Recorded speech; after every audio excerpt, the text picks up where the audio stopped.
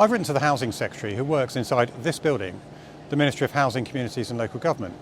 She wants to remove decision-making powers from local councillors on all but the largest planning applications. In my letter, I've explained why this is a very bad idea for democracy and for our local communities.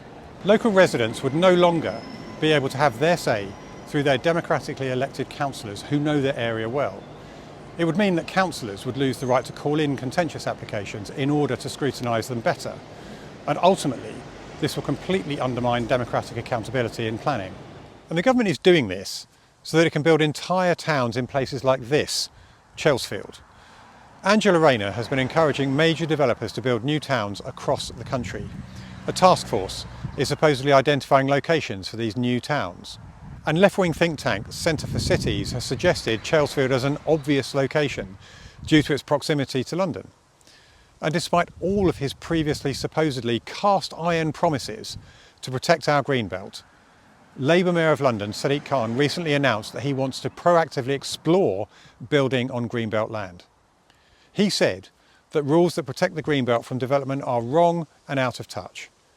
Now let me be clear about this. This is a complete and utter betrayal.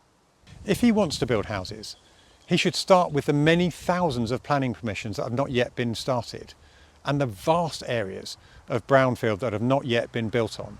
If Chelsfield is chosen, we could see anything between 10,000 and 25,000 homes forced onto our community. We don't have anywhere near enough infrastructure to deal with that level of new housing, and our precious greenbelt will be destroyed because it won't stop there. Once the dam is breached, it could become a flood as developers hurry to gobble up land, cheered on by the dreadful Labour government and Labour Mayor. It would be a disaster for the people of Chelsfield, for the wider Orpington constituency and for the London Borough of Bromley. As your MP, I will do everything in my power to stop it from happening.